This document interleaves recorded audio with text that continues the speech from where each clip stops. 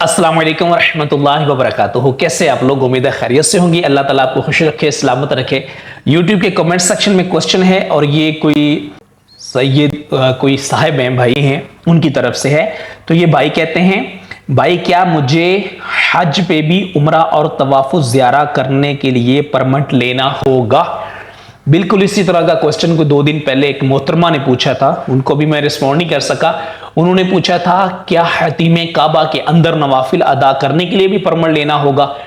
तो आप सबसे गुजारिश है कि हज के तमाम मामूलात के लिए आपको किसी भी परमिट की ज़रूरत नहीं होगी, ठीक है। आप मक्कातुल मुकर्रमा में जितने भी अयाम गुजारें, कोई 25 दिन गुजारता है, कोई 30 दिन गुजारता है, कुछ लोग इससे भी ज़्यादा वक्त गुजारते हैं हज के अयाम में। तो आपने इस दौरान जितने भी उम्रे करने हैं उसमें किसी परमिट की आपको ज़रूरत नहीं है।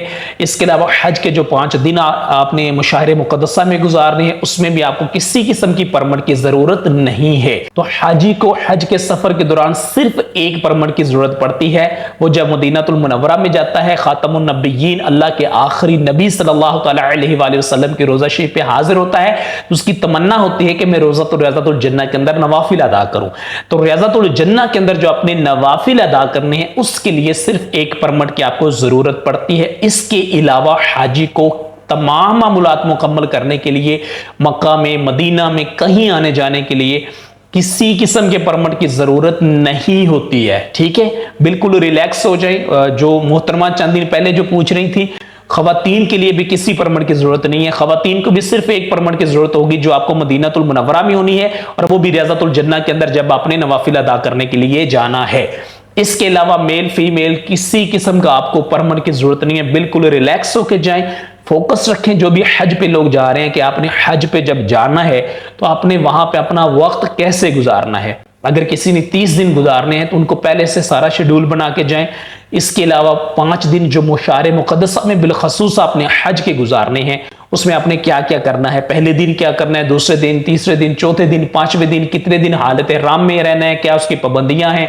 इसके अलावा हज की अक़साम कौन सी, आप कौन सा हज करने जा रहे हैं, वहां पे फ़राइज़ कितने हैं, हज के वाजिबात कितने हैं, उम्रे के अंदर कितने फ़राइज़ होते हैं, कितने वाजिबात होते हैं, एहराम मिक़ात से कौन सा बांधते हैं, हदूद हरम से बाहर आके कौन सा बांधते हैं।